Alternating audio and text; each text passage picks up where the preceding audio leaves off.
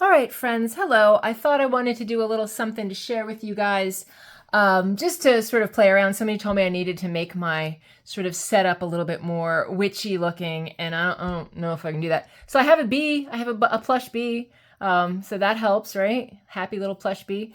I don't know. Anyway, so this is the tarot of the New Vision. I don't want to show you the box because it got scraped up around. Here's the Spanish side of it. The basic gist.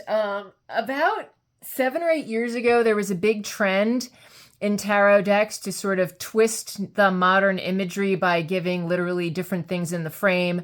I was writing with the fountain pen. This is fountain pen ink. So this one, obviously, they're sort of approaching from the back of the cards. You might remember the before tarot, which was like sort of picturing what was happening right before the snapshot captured in the traditional card, the after tarot, things like that. So, I guess it was kind of a shtick. It had its moment, but and I don't often read with this deck, but I just found it recently because I was cleaning up. Tell me I'm not the only one that happens to.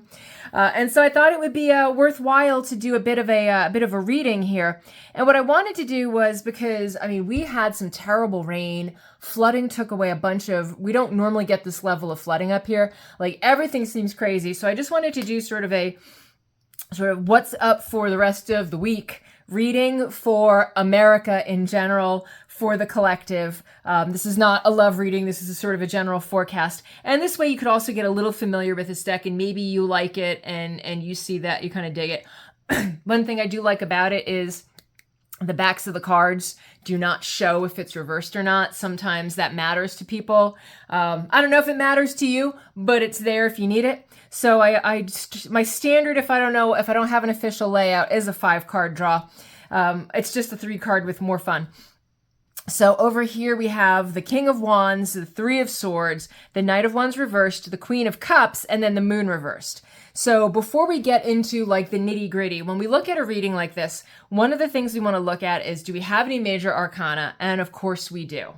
We have the major arcana and we end with the major arcana, which means there's going to be a big question. And the Moon reversed is really asking us, I call this the Delulu card, because like, what are we being, because it's got the word Lu, what are we deluding ourselves on, and we can't do it anymore. And I'll unreverse this card so you can see the details a little bit better when we get to it. But one thing I want to notice is how many major arcana I have. I have one and it's at the end and it's reversed.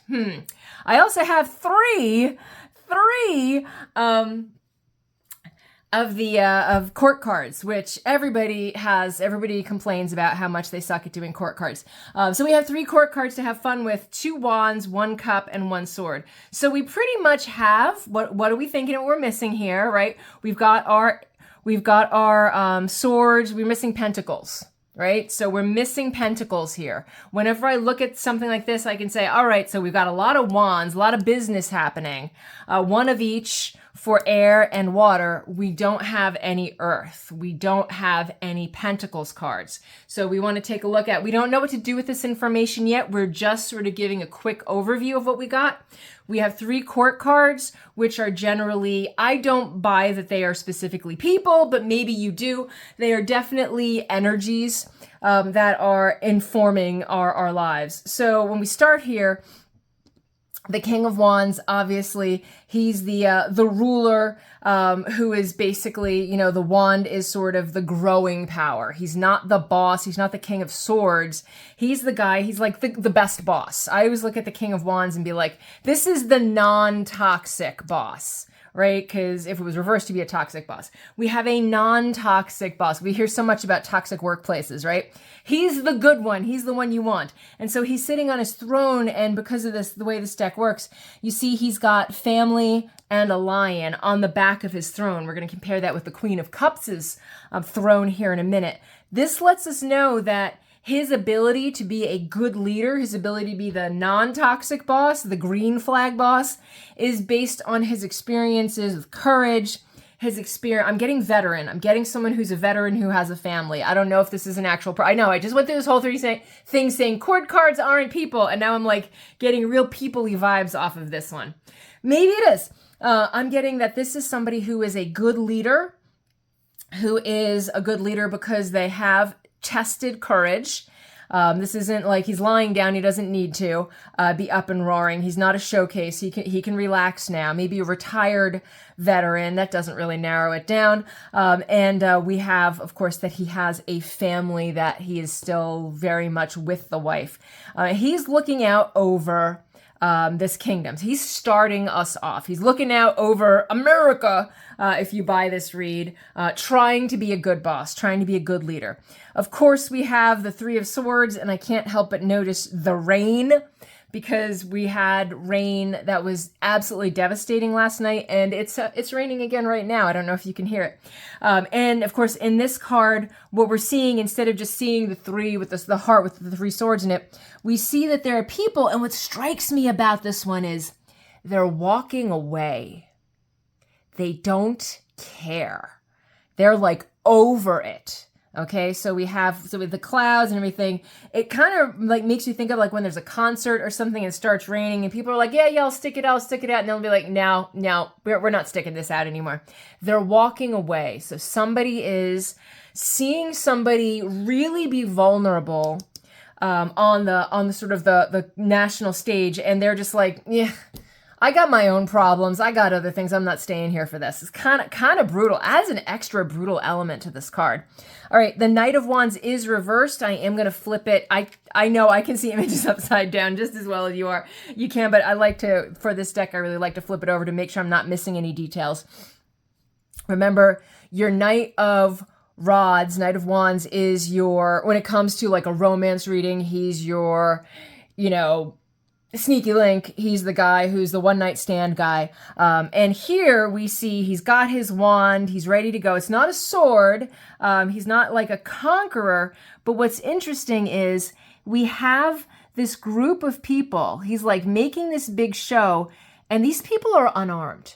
They don't have any weapons. They look like traders. They look like they're not traitors, traders. It looks like they're trying to like be a caravan. They're trying to move. So maybe something to do with immigration. There's a blockage when it comes to somebody who has good intentions, who's trying to solve a problem, who's trying to do something that has to do with immigration or some sort of conflict about immigration. The Palestinian issue is playing really big right now. This might be a part of that. Okay, so then we have the Queen of Cups over here, and we have the traditional queen looking at her chalice and everything. And just like the King of Rods, we have on the back of her throne, we see some elements that sort of make her who she is. The wise owl, and which looks like an owl bear, doesn't it? The wise owl, and then here we have a woman and child. Although the more I look at it, for some reason, okay, I'm going to out myself as a huge nerd. I'm going to hold it up a little bit closer. Okay, I can see it. Did you ever watch the old anime Rurouni Kenshin? I'm getting, I like that, the good man vibes. So I'm definitely, I know this is supposed to be female, but I'm kind of getting Rurouni Kenshin vibes off of this. Please let me know if you see it too. Please help me out. Let me not feel quite as weird about this. So we have somebody who has this very feminine, emotional energy who is also wise. All right. So we've got some, you have the good leader. We have the heartbreak that for something happens and people are like, geez, not again. We have something possibly going on with the border, a police issue, protests where the people who are supposed to be protected are not being protected. And then we have down here, we have a child grabbing a fish. Right. So we have somebody who's a child sort of reaching in. Children can really reach us emotionally, and whether we think about human children or, animal children or cute little baby bee, when we see something who is young and innocent, they really do tend to pull the emotional stuff out of us. And then our last card, and I am going to unreverse it for a few moments here. Normally we see it, obviously we see the, it's supposed to be a lobster, whatever it is, crawdad, crayfish, and the two dogs howling at the moon. Here we have a different view. Here we have this man with a knife coming out. This is a creepy ass card, coming out of the water, and we see these birds do this strange thing where they're flying from one tower to another. Right? When we think about the moon, we're thinking about unknown motives, I'm getting, why am I getting movie references all like out of all of this? I'm getting Apocalypse Now, when Captain Willard comes out of the water to finally kill Kurtz. I'm getting that kind of vibe after it. It's like an unpleasant but necessary thing. This guy doesn't want to do this. Standing around in water in armor is not fun. It's wet and squishy and gross. And there's something, whenever I see birds, I think the internet, I think chatter, gossiping.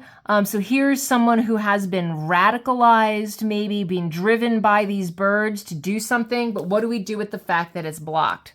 So, fun fact, I drew this same card a couple days before the assassination attempt on Donald Trump. However you feel about Donald Trump, you can kind of see the assassination attempt vibes in this card, right?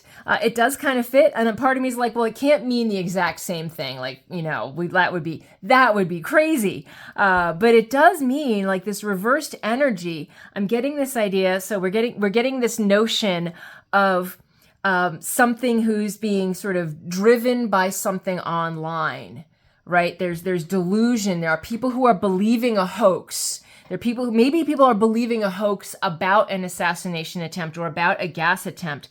There's something fake going on. People are being manipulated and they're not seeing through it. So, putting this all together, the big deal is this one.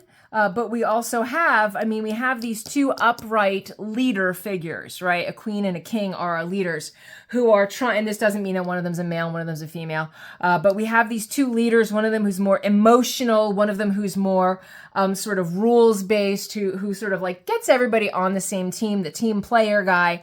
They're definitely they're looking over this stuff. They're not dwelling on the past. They're looking forward into the future. A little bit more introspection than action here. So there is going to be something that's going to happen. You see this and you see this and you see this and you see something is going to happen that is going to take national attention, and it's going to be bad. I'm not seeing tower-sized things. We don't have a major arcana thing, just, here. But something's going to happen. A revelation that somebody has a disease. A revelation that somebody is, that is new revelation.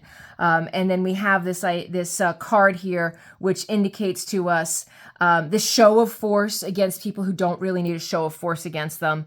So, and maybe that's connected to that. One of the things I got from Lenormand is I like to sort of twin cards and say, well, what does this have to do with this? What does this have to do with this? What do these two say to each other? So it's worth playing around with. But I don't want to go on too long. Let me know if there's anything you want me to try to do a reading on, or do it. I don't know. Let me know what you want to see. I'll just keep putting out stuff that is interesting to me, and maybe you'll find it interesting to you, so we can find our little tarot tribe together. Thanks.